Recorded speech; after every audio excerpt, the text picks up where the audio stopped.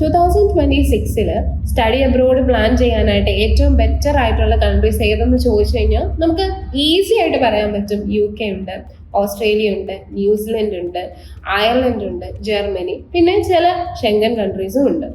എന്തുകൊണ്ട് ഞാൻ ഇത് പറയുന്നു എന്ന് വെച്ച് കഴിഞ്ഞാൽ ഇവിടെ എല്ലായിടത്തും ജോബ് ഓപ്പർച്യൂണിറ്റീസും നല്ല രീതിയിലുണ്ട്.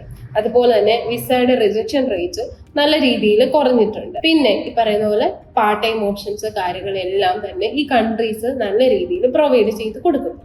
ലാസ്റ്റ് ഇയറും ഈ പറഞ്ഞ കൺട്രീസ് ഒക്കെ തന്നെയായിരുന്നു ലിസ്റ്റിൽ ഉണ്ടായിരുന്നത്, ട്രെൻഡിങ് ആയിട്ട് നിന്നിരുന്നത്.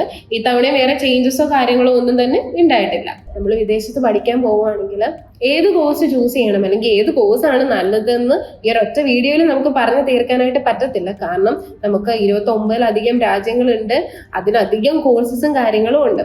എങ്കിലും ഇപ്പം UK എന്ന് പറയുന്നൊരു കൺട്രി എടുക്കുകയാണെങ്കിൽ ഡാറ്റാ സയൻസ് പ്രോഗ്രാമുകൾ, സൈബർ സെക്യൂരിറ്റി പ്രോഗ്രാമുകൾ, MBA പ്രോഗ്രാമുകൾ ഉണ്ട്.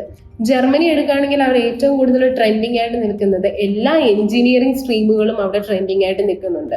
ഇപ്പം ന്യൂസിലൻഡ്, ഓസ്ട്രേലിയ തുടങ്ങിയ കൺട്രീസ് എടുക്കുകയാണെങ്കിൽ സോഷ്യൽ വർക്ക് പ്രോഗ്രാമുകൾ നിൽക്കുന്നുണ്ട്. ഒന്നും വേണ്ട, എല്ലാ രാജ്യങ്ങളും എടുക്കുകയാണെങ്കിൽ നഴ്സിംഗ് പ്രോഗ്രാം ട്രെൻഡിങ് ലിസ്റ്റിലാണ്.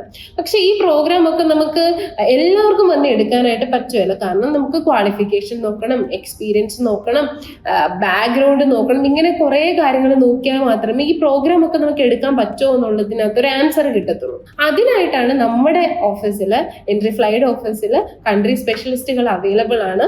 അവര് നിങ്ങൾക്ക് നല്ല രീതിയിലുള്ള ഗൈഡൻസും കാര്യങ്ങളും തരും. അവർ ഓഫ്ലൈനും അവൈലബിൾ ആണ്, ഓൺലൈനും അവൈലബിൾ ആണ്.